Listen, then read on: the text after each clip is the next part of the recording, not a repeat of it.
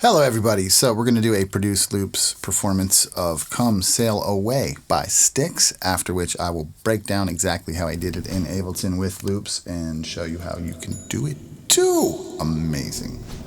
It's gonna be so fun. Ain't it? Piano start.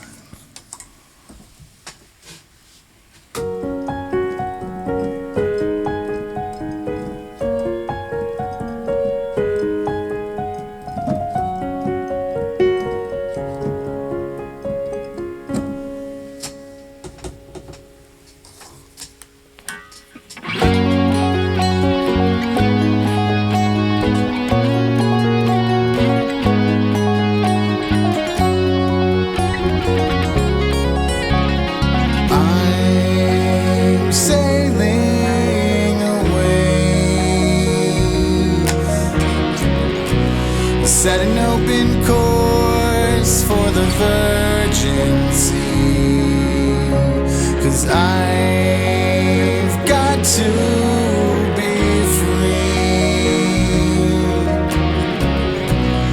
free to face the life that's ahead of me. On board I'm the captain, so climb aboard. Search for tomorrow on every shore, and I'll try, oh Lord, I'll try to carry on.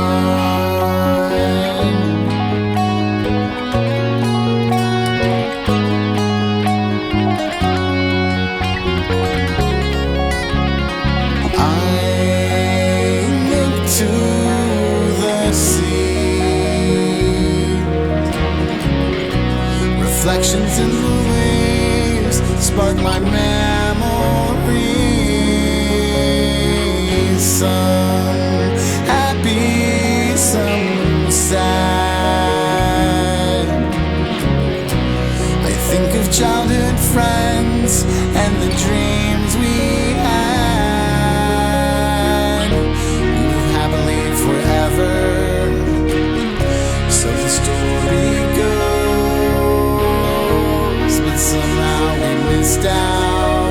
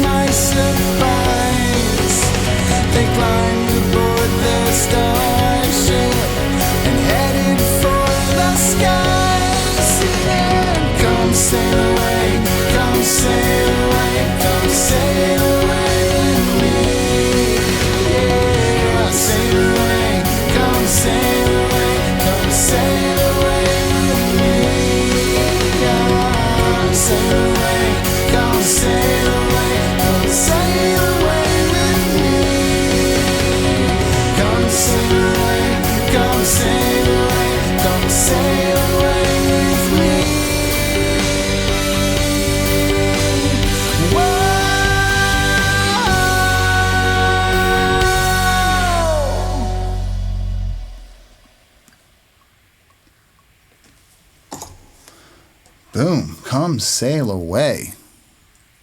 You gotta kind of go whew after that. Super fun song to jam. It's a classic tune that's just, it's one of those great songs. A lot of people think, no, I'm not sure what that song is. And then you play it for them and they go, yeah. Of course I know that song. What do you think? So, let's talk about it. What do we have going on? This is a pretty simple one. Pretty simple one. You don't see a lot of loops up in there, do you? I don't either. What we have is, I started out on the piano, of course. I do the little... And then we go into, that's looped. That's looped, so you got that. And then I've got some synth stuff happening in there on this intro. So those are Ableton sounds. Dream Train. Train Dream Plucks is that one. And the sitar soundtrack. I use that one a lot. It's like a go-to for me, that sitar soundtrack thing. That's the Train Dream. And that's the sitar.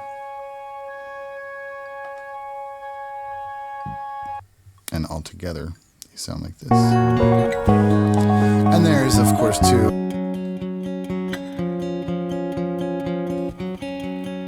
an electric guitar. And like one of these is my track. Acoustic guitar. There's an acoustic guitar in there too. And what am I doing to that? That's the LR Bags acoustic pickup inside the Martin custom shop. And we're not doing a lot to it. I'm pulling out a little high, actually, out of it. A little compression. And there's some reverb there from somewhere. I don't know how it's getting there though.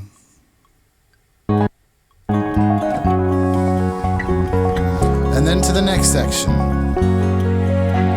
Sailing away. So this brings in our strings.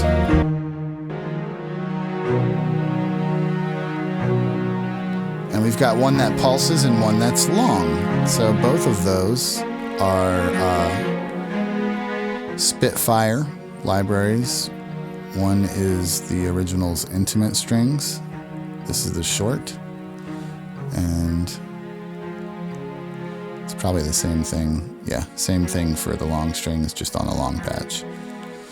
And as you can see, what that is with that going there, that's the dynamics. I do the mod wheel as you record to make it louder and softer and to sound, more like an actual string player section. And that's mixed just with the piano and bass, really.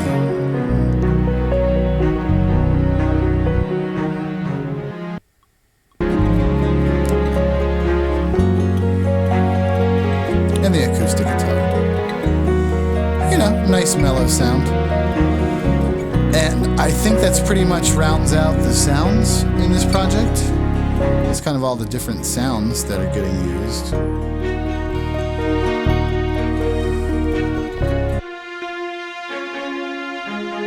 I like the strings on this section.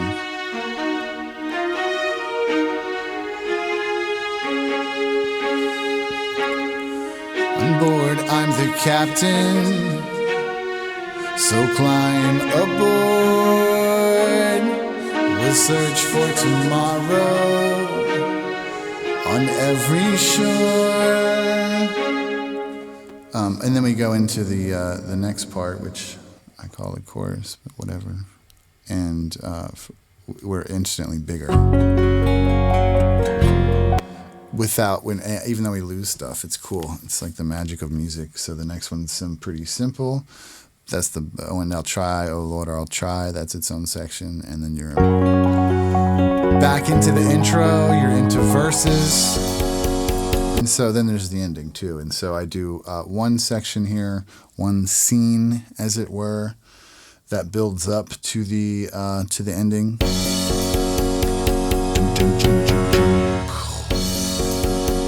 And you get ready to hit your trigger.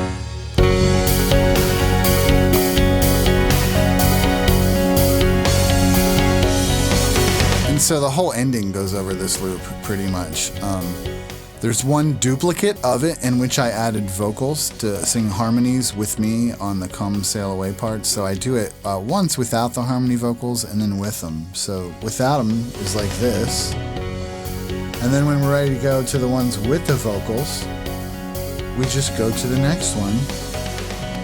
Come sail away, come sail away, come sail away. There's 4 vocals in it. Come sail away. Come sail away, come sail away. 4 vocals in there. And you'll notice they're not perfect, not by a long shot, and they're not pitch corrected or anything like that. This is one of my songs that I do on stream, and when I do stuff on streams, that's like a live performance. So a lot of this stuff is produced, yes, and I've done it kind of ahead of time, built a lot of these loops up, so we're ready to roll. But that does not mean that I pitch correct anything, because I do not pitch correct anything. That would seem to me to be kind of inauthentic when you pitch correct a live vocal. I don't know, something I don't like about that. Anyways, you might do it. It's great, whatever. That's just me, personal. And then there's one more section on the end where it steps up. I don't know if that's in the song or if I added it.